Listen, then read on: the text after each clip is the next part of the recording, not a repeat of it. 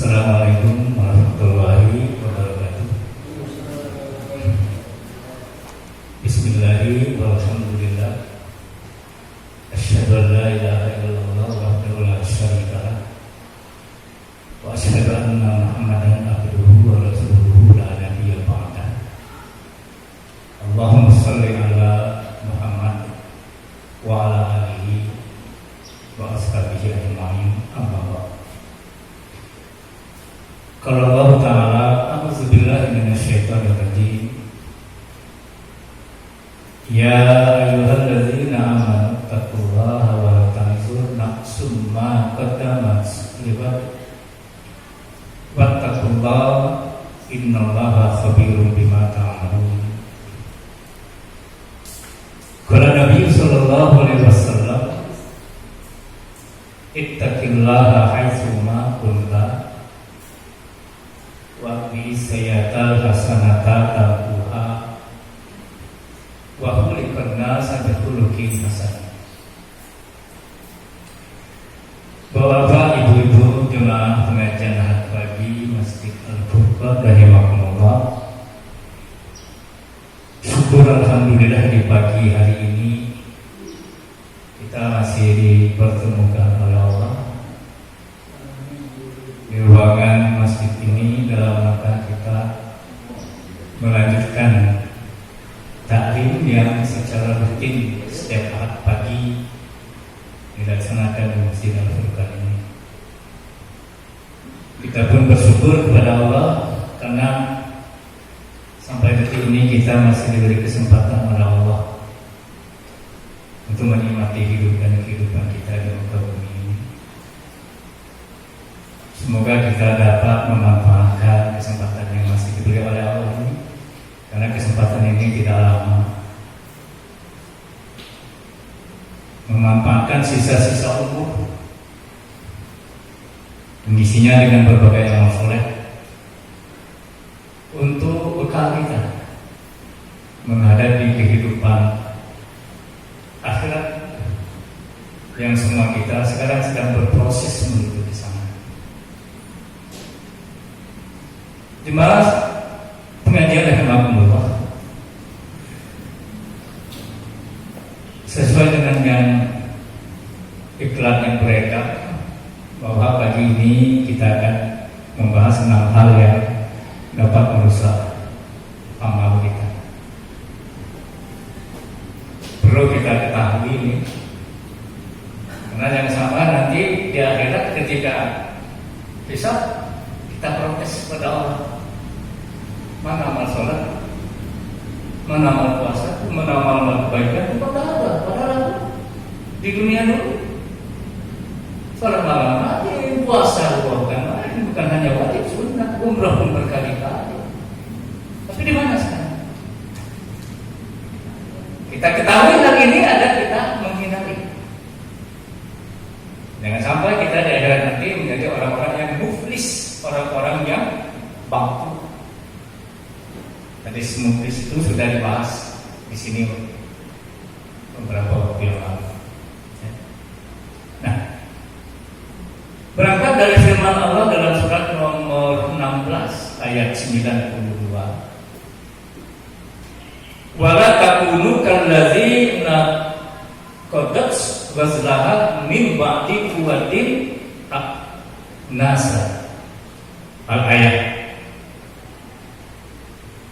panjangnya ini.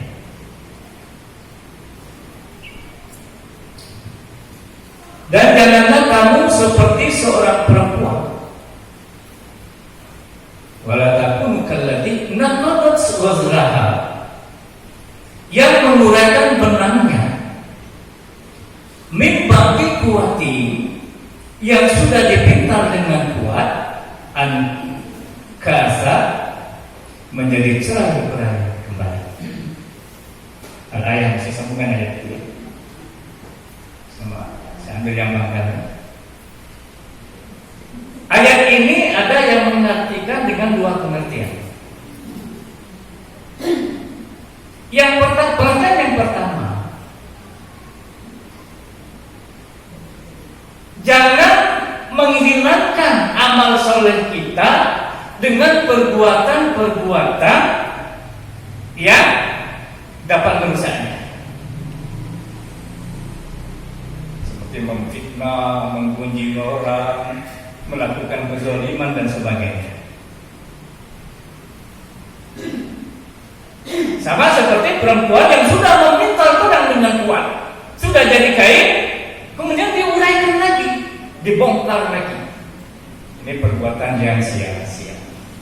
Itu pengertian yang pertama. Ada yang mengartikan seperti itu. Pengertian yang kedua, kaum muslimin hendaknya jangan bercerai-berai, tetap bersatu agar kokoh kuat, ibarat lidi, satu lidi. Kalau sudah dijadikan satu, diikat, dia akan dapat membersihkan apa saja. Dia dapat berfungsi dengan baik ketika dia disatukan dalam satu ikatan. Pertahankan persatuan dan kesatuan kita. Apalagi kita kaum muslimin memang sedang banyak menghadapi berbagai masalah. Kita akan melihat pengertian yang pertama tadi, membahas pengertian yang pertama. Jangan kau hapuskan, kau hilangkan amal solehmu, pahalamu, gara-gara kau melakukan perbuatan-perbuatan akhlak yang tidak baik. Lalu apa saja yang dapat merusak amal soleh itu? Ada hadis dari Rasulullah yang disampaikan oleh Imam Ad-Dailami dari Adi bin Hatim, bahwa Nabi SAW bersabda, Sittatu asya tuhbitul akmal. Ada 6 perkara yang dapat merusakkan suatu amal. Banyak yang dapat merusakkan suatu amal. Beberapa hadis ya. Seperti hadis yang muklis, orang muklis itu ada. Nah ini secara khusus Rasulullah mengatakan ada 6 perkara yang dapat merusak suatu amal. Yang pertama, al-istighalu bi uyubil khalqi, sibuk mencari-cari kekurangan, kesalahan orang lain, lupa dengan kesalahan, kekurangan diri sendiri. Yang pertama, ini dapat menyebabkan amal yang sudah kita lakukan habis.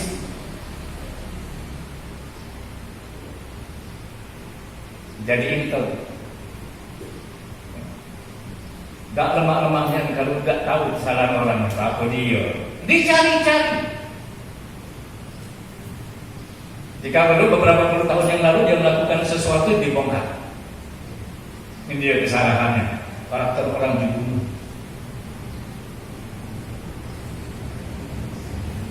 Padahal dalam surat 49 kalau tidak salah, ayat 12, Allah berfirman, Ya ayyuhallazina amanu ijtanibu katsiran minadz-dzanni inna ba'dadz-dzanni ismun wala tajassus. Jadi mencari-cari kekurangan orang lain itu dalam bahasa Al-Qur'annya tajassus. Jadi mata-mata.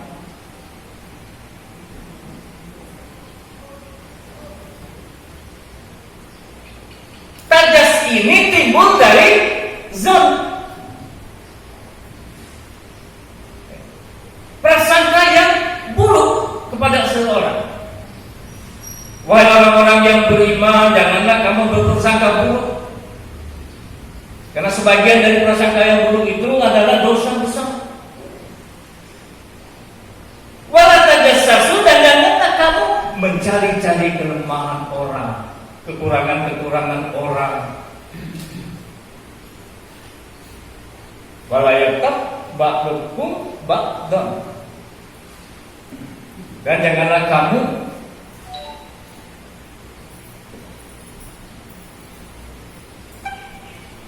menghibah orang, sebagian kamu dengan yang lain. Ngomongnya orang. Jadi tajassus ini akan dapat menyebabkan amal soleh kita habis. Sebab apa? Jadi kezaliman. Orang kalau sudah dibongkar kejahatannya itu, masya Allah. Ya.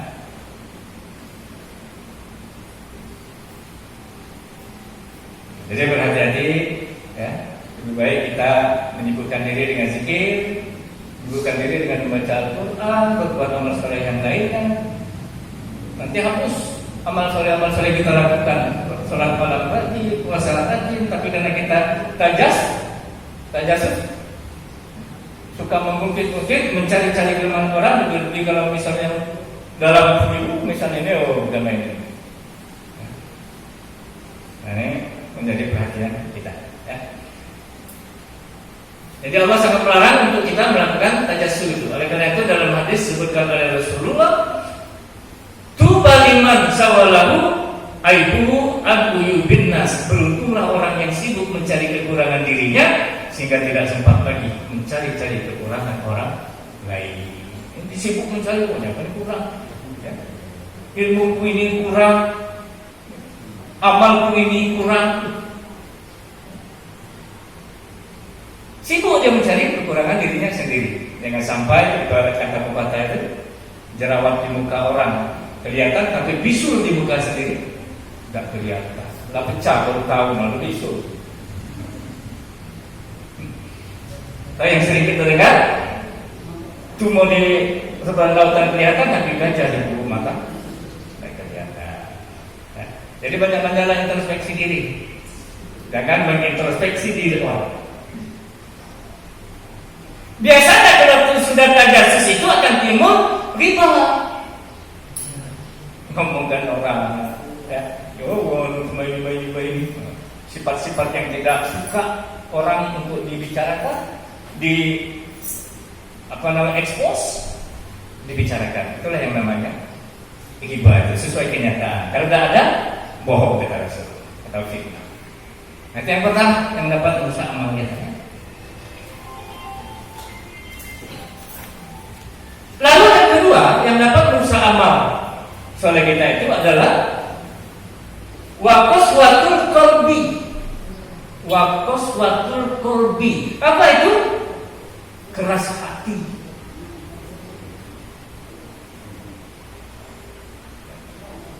Bukan hatinya yang keras. Keras hati itu maksudnya orang itu tidak mau menerima kebenaran, tidak mau menerima nasihat. Ayat-ayat Al-Quran dibacakan, berita gembira dan azab disampaikan, hatinya tak luluh begitu. Padahal orang beriman itu cirinya kan sebagaimana disebutkan dalam surat ke-8 ayat 2. Innamal mu'minuna allazina idza dzukirallahu wajilat qulubuhum. Orang yang beriman itu hatinya ketika dibacakan ayat-ayat Allah, diingatkan dengan nama Allah, maka hatinya bergetar.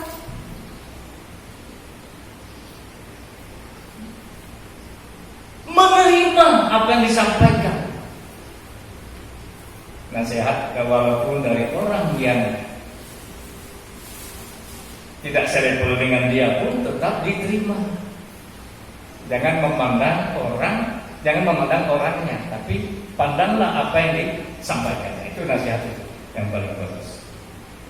Dikritik tidak mau, padahal kebenaran itu akan nampak kalau bukan hanya kita yang menyatakan akulah yang benar, bukan, tapi bagaimana pandangan orang terhadap apa yang dikatakannya. Karena itu Umar bin Khattab ketika terpilih menjadi khalifah, apa yang pertama keluar dari mulutnya? Mohon luruskan saya kalau saya memimpin tidak benar. Maka seorang pemuda angkat tangan, wahai khalifah, kami akan meluruskan engkau dengan pedang kami kalau kau menyimpang. Makasih kata Umar bin Khattab. Ada yang pemimpin yang seperti itu akan diluruskan dengan pedang. Di hadapan khalifah. Ini rakyat Karena sejak keputusan dikeluarkan, kalau menyusahkan umat, maka dia akan melahirkan dosa-dosa yang dosa turunan apa istilahnya? Dosa jariah ya. Terus itu selama keputusan itu belum ditarik, terus berlaku, rakyat susah, dosa jariah kena kepada yang menandatanganinya, yang membuatnya, yang menyusahkan, walaupun tengah malam.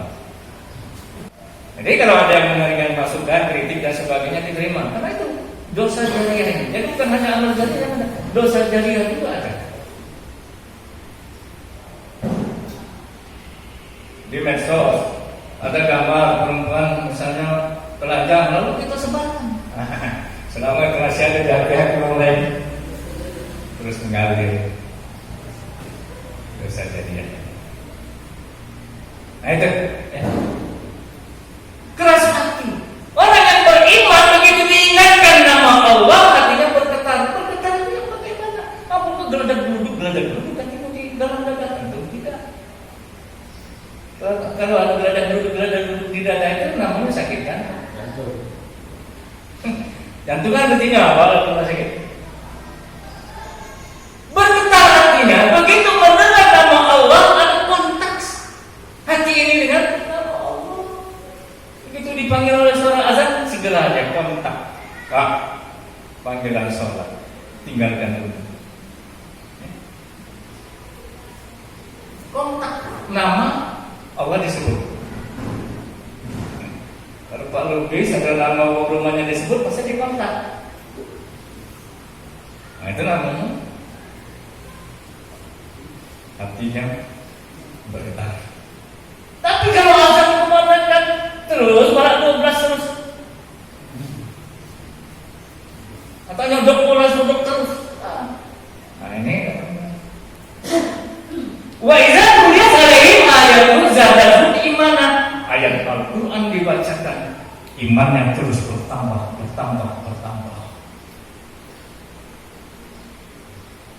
Beruntunglah bagi kita yang diberi oleh Allah hati yang lunak, yang mudah menerima segala nasihat, segala hal yang dapat mengajak diri kepada hal-hal yang menguntungkan dunia dan akhirat. Oleh karena itu ketika Abdullah bin Mas'ud kedatangan seorang sahabat yang minta fatwa, wahai Ibnu Mas'ud, tolong kasih solusi dari masalah yang kuhadapi. Apa masalah? Beberapa hari ini pikiranku tidak tenang, hatiku tidak tenang, makan tidak kenyang, tidur tidak nyenyak, gelisah aku ini. Bagaimana cara mengatasinya? Oh, kalau itu kata Ibnu Mas'ud yang ada pada dirimu, datangi 3 tempat. Pertama, datangi kepada orang yang membaca Al-Quran atau orang yang belajar Al-Quran. Kau dengar orang yang membaca Al-Quran cuma baik-baik. Kalau belum baca, belajar. Cuma baik-baik. Atau kau berwudu, ambil Al-Quran, kau baca.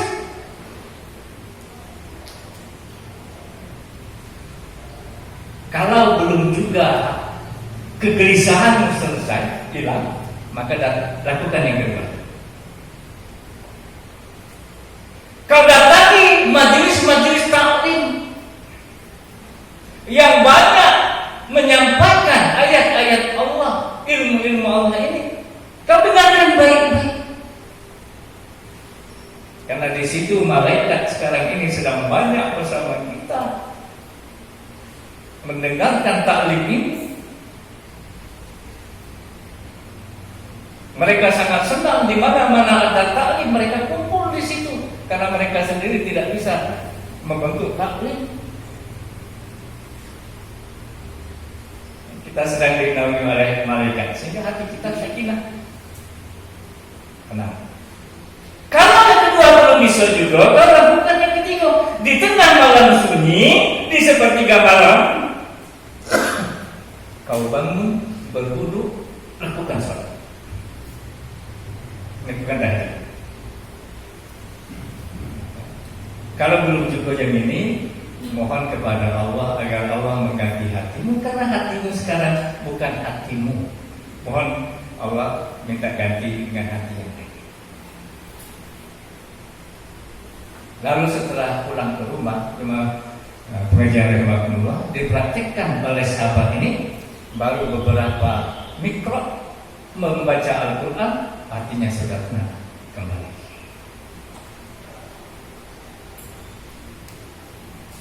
Jadi betapa pentingnya kita memiliki hati yang lunak, yang mudah menerima, ya, gak mudah emosian, ya, tidak keras membantu. Lalu tanda-tanda hati yang keras itu apa diantaranya? Bermalas-malasan dalam mengerjakan kebaikan dan ketaatan serta meremehkan kemaksiatan.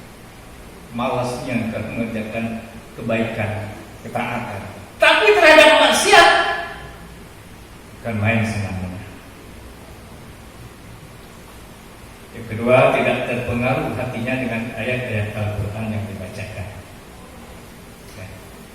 Hilang, lewat saja.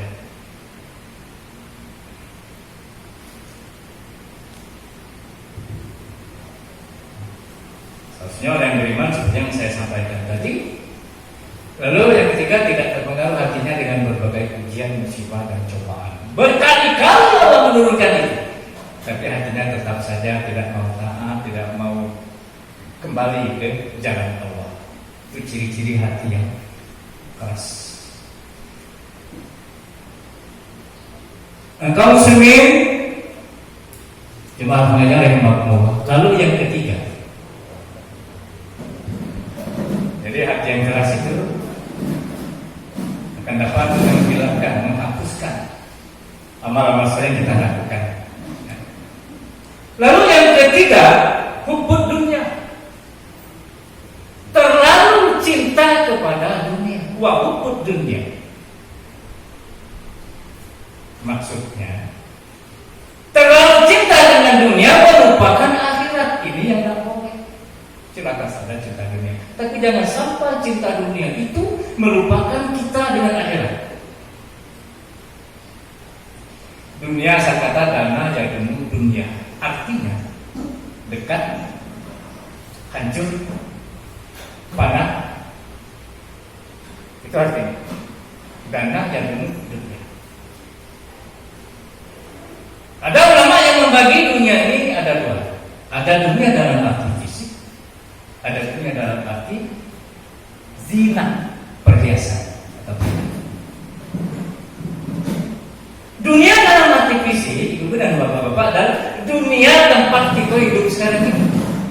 Kita berjalan di atasnya, kita melakukan berbagai aktivitas di dalamnya, di atasnya, mati nanti kita masuk ke dalamnya. Ini dunia dalam arti fisik. Jangan kita lihat. Yang kedua, dunia dalam arti zina, perilaku, perhiasan. Pada ayat-ayat yang membicarakan ini, berbagai kesenangan, kemaksiatan. Nah, ini dunia dalam arti perilaku. Nah, yang ini yang harus kita waspada, karena hal-hal yang inilah yang akan dapat membalikkan manusia dari fokus untuk mempersiapkan bekal untuk akhirat. Bukan berarti Islam melarang kita untuk memiliki sesuatu, tapi jangan sampai terlalu. Ini sangat. Oleh karena itu, banyak sekali ayat-ayat yang mengingatkan kita akan hal ini. Dalam surat nomor ke-29 ayat 62, sebenarnya itu lihat. Ya, apa sih? Oh ya, laba-laba. Ayat 62, ayat 62-64. Wa ma hazil hayatud dunya illa laibu wa rahbun. Dan tidaklah kehidupan dunia ini melainkan hanya Laib permainan, lahun sendagura. Para ulama menafsirkan laib dan lahun ini. Laib itu perilaku yang berhubungan dengan anggota badan. Itu laib. Kan wong main kan dengan anggota badan ya. Voli dengan tangan ya. Bola kaki dengan kepala, main dengan kaki juga. Jadi laib itu permainan itu berhubungan dengan anggota badan. Lari, kaki apa tahu ya? Kaki dengan tangannya. Angkat besi apalagi bulat dari tulang. Sedangkan lahun ini perilaku yang berhubungan dengan hati. Sendagura. Itu suling sendagura. Sendagura itu sesuatu yang sangat terbatas. Sebagai seprofesional apapun orang dalam bergurau tidak akan sanggup bergurau 24 jam tak berhenti. Paling sejam itu kayak kita yang nonton sudah ini. Nah, yang lahun ini yang hati-hati, jangan sampai dimasukkan ke dalam hati, lekat di dalam hati, cinta sampai di hati. Karena ini akan berbahaya. Karena itu di surat ketiga ayat 16 Allah berikan rasa cinta itu kepada macam-macam. Nah itu. Jadi hubungan dunia jangan sampai berlebihan terhadap cinta dunia. Pekerjaan silakan dicintai, tapi jangan berlebihan. Ada waktu nanti panggilan azan sholat. Ada waktu ngaji.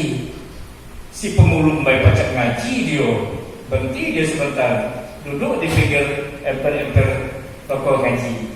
Siapa itu namanya? Tadi ada orang. Agus siapa namanya? Yang akan dibiayai oleh Syekh Jabir untuk menempuh pendidikan di Madinah. Ada bahaya rezeki datang. Pemanjat takillah yaj'al lahu makhrajan itu ya.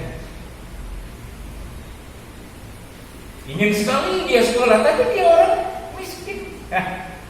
Syekh Jabir akan memuliakan. Ada kesempatan. Tidak menunggu nak ngaji itu. Sudah di rumah, sudah sholat baru ngaji. Kapan saja silakan. Yang hafal silakan. Sekali lagi Al-Quran itu jangan sampai tidak kita baca.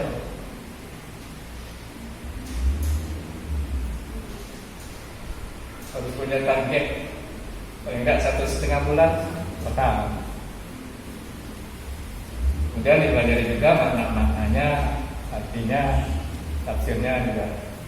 Nah itu, ya, jadi hukum dunia yang tidak boleh itu berlebihan terhadap dunia merupakan akhirat. Sedangkan kita ini sedang menuju akhirat.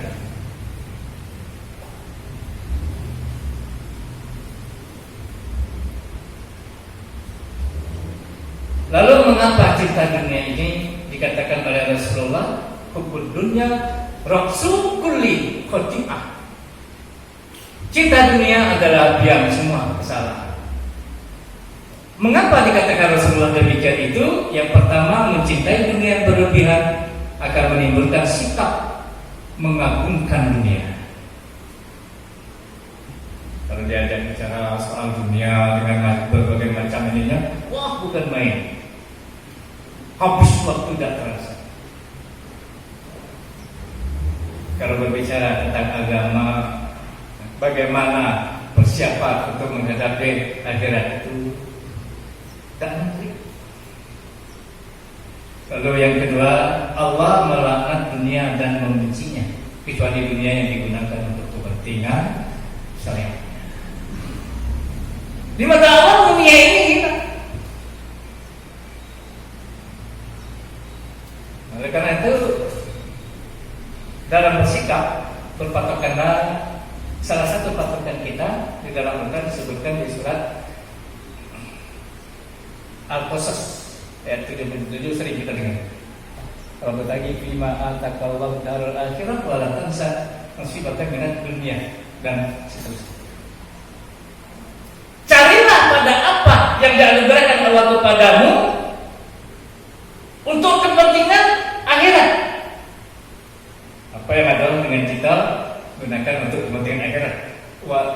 Wala tansa nasibaka minad dunya, tapi jangan kau lupakan duniamu.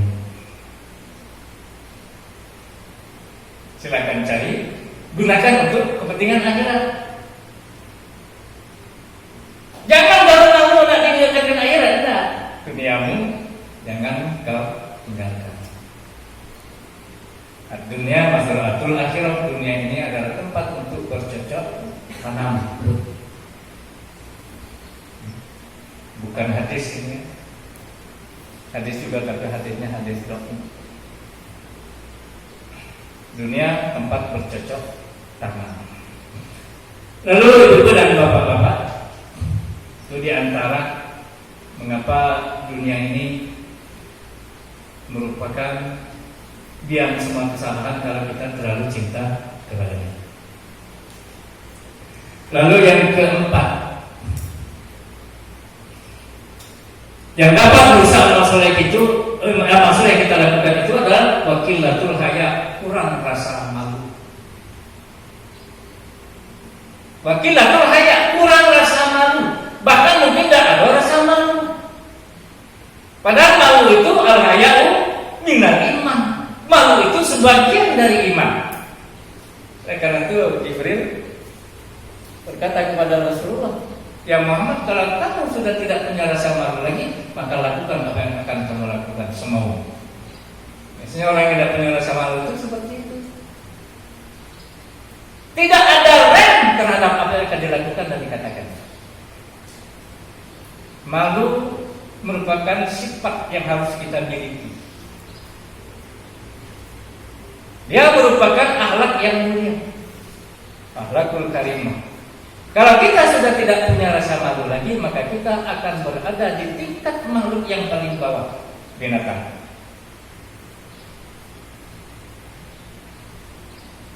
Jadi perlu menumbuhkan rasa malu. Ada tiga tingkat rasa malu ini. Pertama, malu kepada Allah. Malu kalau kita tidak mengerjakan perintahnya, tapi mengerjakan larangannya. Malu kita kepada Allah, ibu dan bapak-bapak, kita ini hidup di bumi Allah, fasilitas disiapkan oleh Allah, kita pun diciptakan oleh Allah dalam bentuk manusia. Malu rasanya. Tidak pernah orang ada pengusiran dengan kita, ya. Selama kita di dunia ini.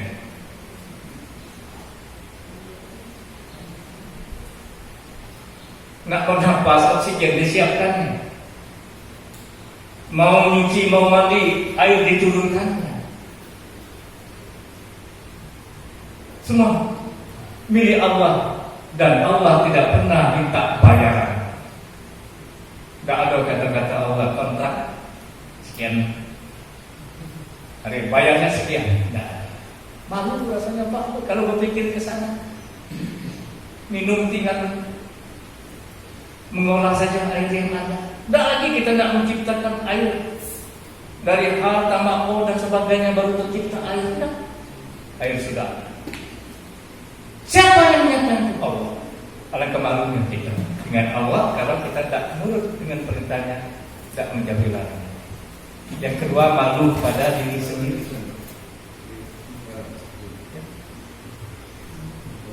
Malu kita kalau kita terus-menerus melakukan perbuatan-perbuatan maksiat itu. Kemudian yang ketiga, malu pada orang lain. Malu kalau tidak orang kita melakukan pelanggaran-pelanggaran. Ibu dan bapak-bapak, jadi malu itu harus kita miliki. Jangan sampai hidup tidak punya rasa malu. Kalau tidak punya rasa malu, kita akan lebih rendah daripada binatang. Balbuk atau lebih sesat daripada binatang. Binatang itu ada yang punya rasa malu tinggi.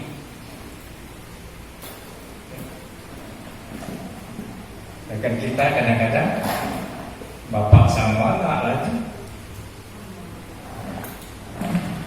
Lalu yang kelima, ibu dan bapak-bapak, yang dapat merusak amal soleh kita itu waturul amal. Turun amal itu panjang angan-angan. Panjang angan-angan tapi tidak realita, tidak realistis. Ingin jadi jadi ini, ingin jadi itu, tapi tidak ada ikhtiar yang datang. Aku ingin pintar, tapi belajar tidak, sekolah juga. Itu namanya ingin seperti itu yang datang. Kita boleh bercita-cita setinggi langit, tapi kaki tetap berpijak di bumi. Ikhtiar kita tetap jalan. Dan turun anak-anaknya berhayal. Ingin kaya, begawi malas, merokok. Wah.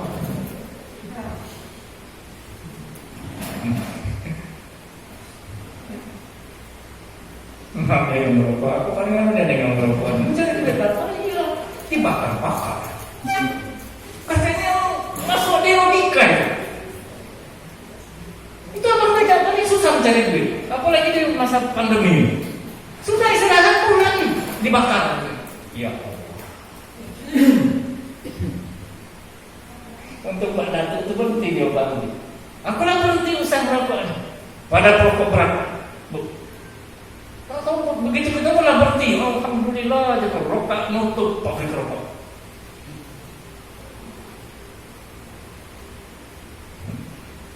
Kalau orang mengatakan aku tidak bisa menghentikan merokok, aku merokok juga. Berhenti Pak. Kemauannya Pak. Oleh karena itu pasangan dari turul amal ini adalah himmah. Himmah itu apa? Bercita-cita, berkeinginan untuk mencapai sesuatu, tapi dilakukan dengan ikhtiar yang sungguh-sungguh. Ini himmah namanya. Nah ini benar. Jangan turul amal, berhayal, tapi tidak dalam realita yang nyata. Ini yang banyak penghayal-penghayal berat-berat ini. Nah, oleh karena itu berhati-hati dengan turun amalnya. Kalau nak masuk surga dia beramal. Kalau nak selamat di akhirat, ya siapkan dari sekarang. Salah satu penyakit turun amal ini adalah suka menunda-nunda taubat. Kayak dulu taubat umur baru tak mau lagi mati. Ini penyakitnya turun amal. Kayak berat. Sholat, padahal sudah sholat, sudah zuhur, sudah masuk.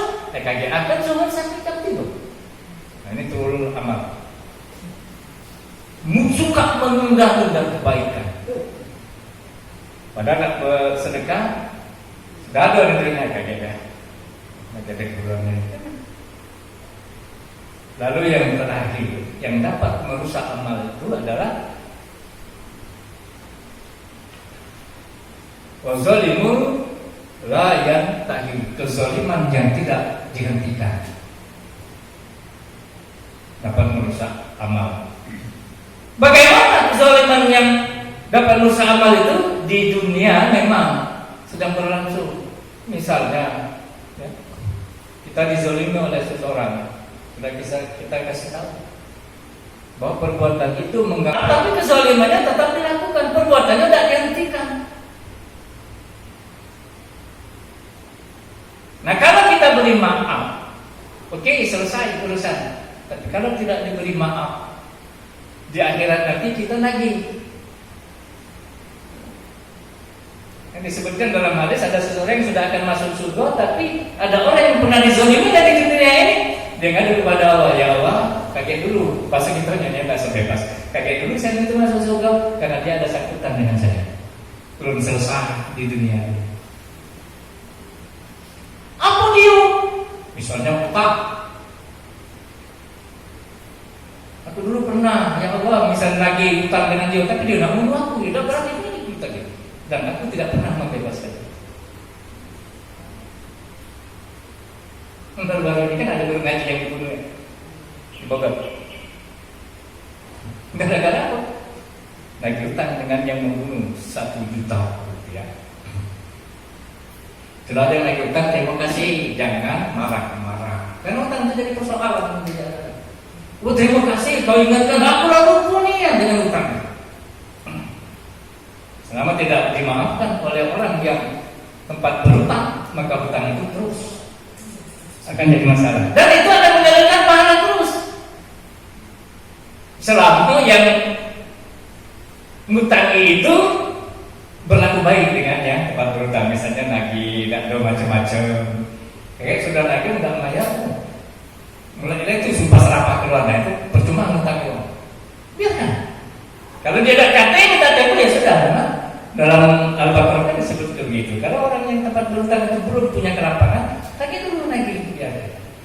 Dia hutang yang kita berikan itu bernilai sedekah, tiap hari menghadirkan pahala sedekah bagi kita.